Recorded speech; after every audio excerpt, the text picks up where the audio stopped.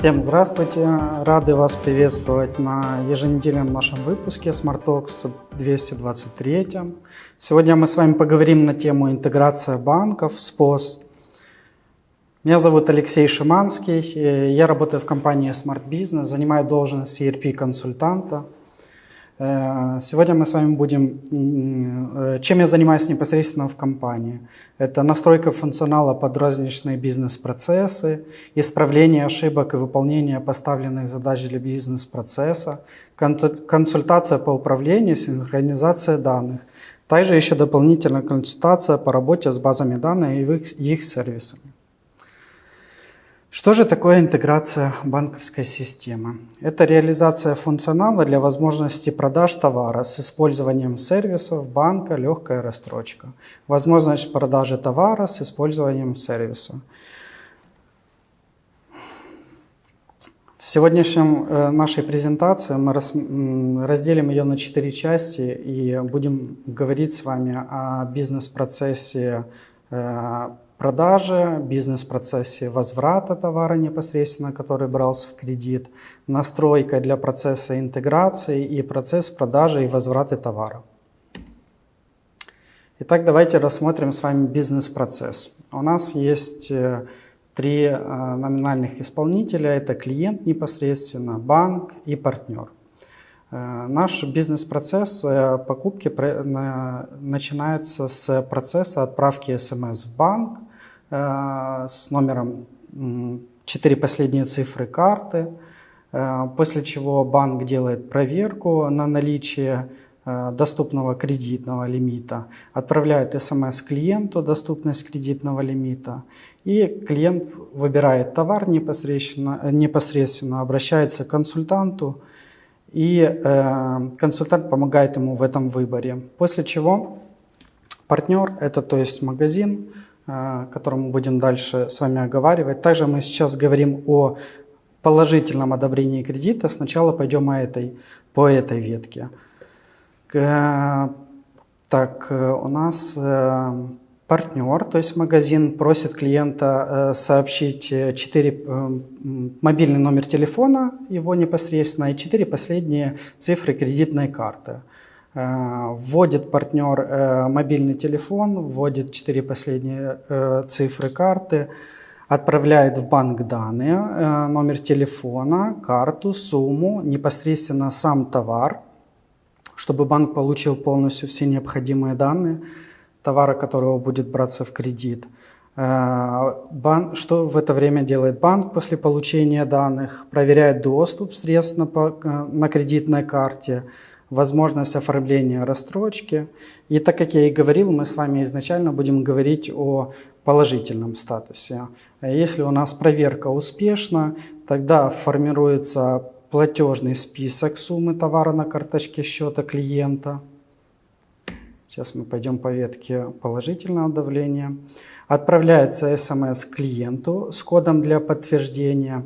Данный код знает только клиент, он не сообщает партнеру, то есть магазину, этот код. Он подтверждает, что действительно он берет этот кредит в товар на данную сумму. Происходит авторизация суммы покупки счета клиента.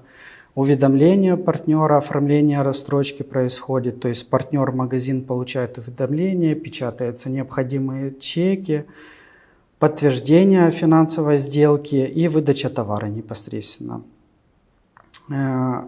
Вернемся с вами к процессу, если у нас кредит не одобрен, то есть зеленым у нас выделено, это проверка успешна, а в данный момент у нас не успешно. Тогда уведомление банка невозможно оформить рассрочку и предоставляется клиенту формирование кредита. Так, следующий наш процесс, который мы с вами рассмотрим, если у нас прошла успешно сделка, тогда есть еще такая возможность от партнера согласованная, что мы можем вернуть данный товар, который мы брали в кредит. Итак, рассмотрим этот процесс. У нас также самое есть клиент, банк, партнер, то бишь магазин.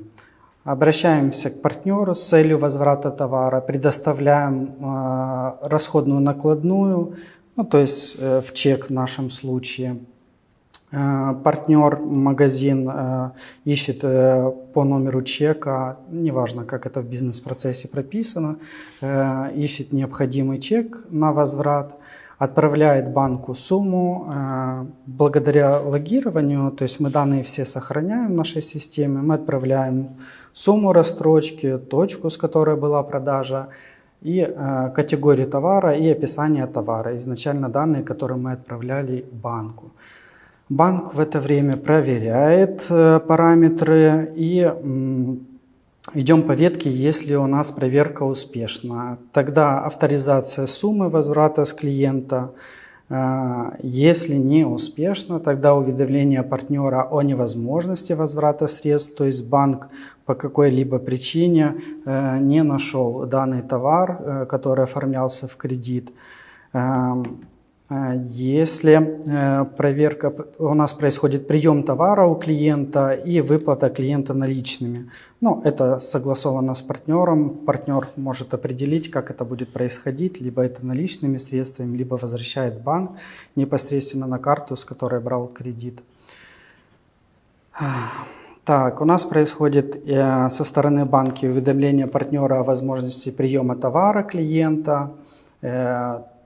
Непосредственно магазин принимает товар у клиента. Если товар принят, тогда банк зачисляет сумму возврата клиента. Если сумма возврата зачисляется клиенту. Следующее, о чем мы будем с вами говорить, какие нам необходимо ввести настройки в Navision для того, чтобы рассмотреть данный процесс, как он работает в системе.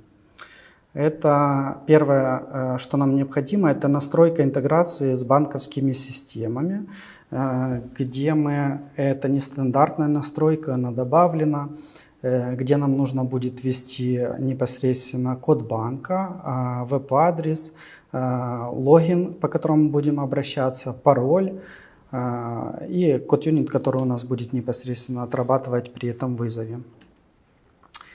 Настроек достаточно много. Я буду изначально говорить, какие настройки стандартные, какие настройки были добавлены для того, чтобы происходила интеграция банковской системы.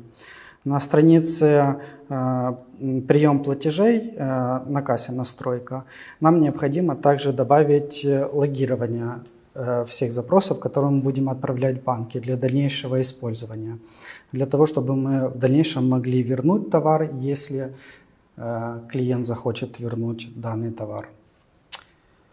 Следующая настройка – это нам нужно добавить типы оплаты, которые мы будем использовать. Типы оплаты оговариваются с партнером, то есть с магазином. Это количество платежей, которое будет происходить. Это 3 месяца, 4 месяца, 12 месяцев, в зависимости от запроса партнера. Это можно настроить, добавить. Нам нужно будет настроить профиль оборудования, где добавлены тоже 2 нестандартные настройки. Это включить проверку статуса в рассрочке, для того, чтобы мы могли проверять статус отправленной заявки, она положительная, негативная. И интервал, соответственно, количество минут, какое у нас будет отправляться этот данный запрос. То есть каждую минуту, 10 раз в минуту, в зависимости от требований. Также в стандарте нужно будет добавить настройка очереди задач. Нам нужно будет ввести код-юнит, по которому будет происходить обращение, количество минут между запусками. Это 32, как у меня приведено в примере. Это стандарт непосредственно. Также в стандартных настройках нам нужно будет добавить проверку статуса непосредственно самого чека, где мы можем вручную проверить статус чека, положительный он или отрицательный. Настройка действий на пост, тоже стандартная настройка. Это тоже триггер, кнопка, которая будет добавлена на пост, где будет проверяться статус чека. Еще нам понадобится настройка пост терминала, стандартная тоже эта настройка является. Это кнопки, триггеры, которые будут добавлены, о которых мы говорили немного ранее. Это количество месяцев в рассрочку, либо год, либо 3 месяца, либо 4. Так, нам нужно будет настроить посттерминал. На данном слайде я показываю, что с правой стороны мы добавили кнопку «Триггер». Это проверить статус. В правом углу вы видите внизу. Для того, чтобы можно было проверить непосредственно отложенный чек, потому что запрос в банк в зависимости от банка может происходить абсолютно разное время. Это может быть от минуты и мгновенный ответ, и это может быть от получаса до 3 часов, в зависимости от банка и их требований и проверки запроса. Также нам нужно будет настроить счет предоплаты. Это стандартная настройка, где нужно будет нам ввести тип счета, счет главной книги и назначение счета главной книги. Так, настроек достаточно много. Теперь мы с вами более детально сможем рассмотреть непосредственно сам процесс продажи на кассе. Посттерминал может быть настроен абсолютно у каждого по-разному. В данном случае я привожу такой пример, что мы открываем посттерминал, сканируем товар, который нам нужен. У нас появляется строка с товаром, где есть цена, его количество непосредственно. И также у меня внизу красным введено триггер, кнопка «Оплата». Я нажимаю эту кнопку «Триггер», «Оплата», и после чего я могу выбрать способ оплаты. Это наличные, пластиковые карты, либо кредиты. Ну, в данном случае мы рассматриваем кредиты. И я следующим действием нажимаю кнопку «Кредиты». После чего я выбираю банк, по которому хочу сделать запрос. Выбираю необходимый настроенный триггер, в нашем случае это банк-партнер. И следующее, то, что мы с вами настраивали, это посттерминале, это количество месяцев, которое клиент просит, чтобы выдали ему кредит. В нашем случае мы выбираем 3 платежа. После чего нам необходимо ввести сумму рассрочки. Сумма рассрочки может быть абсолютно разная. Допустим, в нашем случае мы выбрали товар, который стоит 15 тысяч гривен, но клиент просит и хочет, чтобы взять 2000 гривен рассрочку банка, а остальные средства он готов доплатить либо картой, либо наличными. То есть сумма в рассрочку 2000 гривен. Также добавлено, что нам следующее нужно ввести, это номер телефона. Номер телефона мы вводим в формате +3. Если мы вводим 0 код оператора, тогда автоматически система подставляет. Следующий триггер запроса – это мы вводим 4 последние цифры банковской карты для того, чтобы отправить запрос в банк. После чего появляется окно у нас с уведомлением. Ну, в данном случае мы добавили окно, на котором вы видите написано «Запрос в банк», на регистрацию заказа отправлен, время ожидания ответа от 30 минут до 3 часов. Это абсолютно разное может быть сообщение, которое вы самостоятельно вводите. Подтверждение оплаты, запрос в банк, клиент должен прийти push-уведомление, которое подтверждает операцию. Клиенту приходит push-уведомление, клиент не сообщает это push-уведомление, он его одобряет либо отклоняет, но в данном случае мы рассматриваем положительный сценарий, поэтому клиент одобряет. В течение указанного времени запрос-продавец может проверить статус заказа на рассрочку. Это мы добавляли триггер, о чем мы говорили, проверить статус. Статус мы можем проверять в 2 случаях. Статус сразу же при открытом чеке, либо если у нас происходит долгий запрос, то есть не мгновенный ответ, Тогда мы откладываем этот чек и можем поднять чек и в нем проверить статус. Триггер мы добавляли ранее в настройках POS.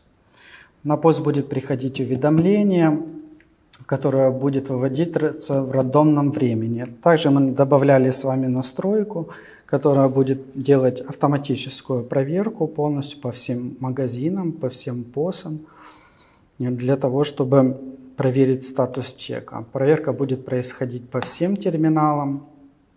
Количество введенных уведомлений будет соответствовать количеству уведомлений неотмененных чеков. Допустим, если мы настроили автоматический триггер проверки статуса, если мы отправили 5 запросов в банк, тогда у нас будет автоматически высвечиваться на данном POS 5 уведомлений об отказе либо положительном решении кредита. Проверить статус можно, нажав кнопку. Этот триггер я говорил ранее. Это в случае, если у нас есть 2 строки. Первая строка – это телефон, который мы берем кредит. Вторая строка – это оплата частями, которую мы выбрали 3. То есть мы запрос уже отправили непосредственно в банк.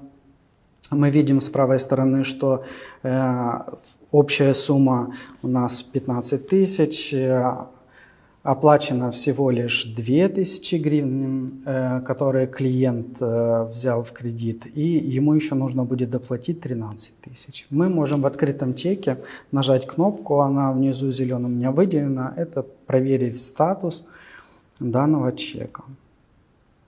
Также в случае, если у нас в магазине большой поток, либо время ожидания запроса довольно-таки долгое от банка, тогда мы можем отложить чек непосредственно. Этот чек будет отложен, мы можем его найти как по номеру, по времени. И добавили мы точно так же самое кнопку «Проверить статус в отложенные чеки», для того, чтобы не открывать непосредственно сам чек, а была легкая проверка данного чека. Дальше. Вернувшись в заказ, в нем появится строка с названием банка. Если у нас положительный ответ, мы открываем наш чек, и у нас появится строка, сколько нам нужно будет доплатить денег за данный товар. Если кредит покрывает полную сумму чека, тогда у нас просто будет сумма 0, и мы нажимаем ОК, то есть одобряем для того, чтобы завершить нашу транзакцию. Также мы сохраняем все данные логирования, которые мы отвечали. Это 4 цифры банковской карты, наименование номенклатуры, то есть товара, который мы продаем, номер кредитного договора, данные клиента, его телефон непосредственно для дальнейшего взаимодействия. Автоматический режим. Мы добавляли с вами автоматический режим проверки статуса. Это то, что мы с вами говорили про настройку, количество проверок в минуту. У нас система будет автоматически проверять полностью по всем чекам статус наших чеков положительный либо отрицательный. Как мы видим в данном сообщении, по отложенному чеку номер приходной накладной такой пришел с негативным ответом от банка. Чек необходимо отменить. После чего кассиру либо оператору нужно выполнить ряд следующих действий на POS в данном бизнес-процессе. Ему нужно будет зайти, отменить непосредственно сам товар, отменить чек и отправить запрос в банк, что данная заявка отклонена. Возврат чека по продаже. Мы с вами говорили, что полностью все наши данные, которые у нас есть, мы сохраняем в нашей системе. Это 4 цифры банковской карты, номер заявки в банк, номер договора, номенклатура, которую мы отправляли, то есть непосредственно сам товар. Эти данные нам нужно будут передавать при возврате чека. К нам обращается покупатель с чеком непосредственно, в зависимости от условий партнера. Мы находим данный чек, поднимаем полностью этот чек и делаем возврат. Процедура возврата может происходить абсолютно по-разному, в зависимости от требований партнера и бизнес-процесса непосредственно самого. Мы отправляем данный запрос в банк и получаем ответ, можем мы вернуть данный товар или не можем вернуть. И если в случае мы можем вернуть, тогда тоже так же самое, в зависимости от партнера, его требований, мы возвращаем деньги, банк возвращает деньги, полную сумму на карту, или мы возвращаем деньги наличными. Но в том примере, который мы рассматривали с вами, это мы возвращаем часть денег, 2000 гривен, которые клиент брал в кредит, возвращает ему банк непосредственно, остальные 13 тысяч мы ему выдаем с кассы наличными. Но это тоже, опять же, в зависимости от бизнес-процесса, непосредственно самого партнера, магазина, для которого был разработан данный план. Возврат чека с продажей. Давайте еще рассмотрим данный запрос. Мы поднимаем с вами чек, который нам нужно вернуть. У нас добавляется строка, третья, это оплата частями, с правой стороны в углу мы видим с вами. И мы отправляем все данные, которые у нас логировались до этого в банк, где у нас есть сообщение, это запрос в банк на отмену заказа отправлен, время ожидания от 30 до 3 часов. Время ожидания оговаривается непосредственно, либо написано в бизнес-предложении самом. Это может быть мгновенный ответ, либо вот в нашем случае мы рассматриваем от 30 минут до 3 часов для того, чтобы пост оставался свободный. Мы откладываем сам чек, где точно таким же самым способом, как и при проверке положительного статуса, мы нажимаем «Проверить статус», либо мы можем сам открыть чек и там уже внутри нажать «Проверку статуса». В случае, если банк отменил рассрочку, тогда мы получим следующее уведомление, что обработка отменена, заказ с номером успешен такой. Мы возвращаем клиенту сумму денег, которые мы у него брали, в зависимости от бизнес-процесса. Все полностью требования оговариваются и есть в предложении от банка, API, которые мы отправляем, ответы, которые мы получаем с положительными либо отрицательными, полностью все описаны.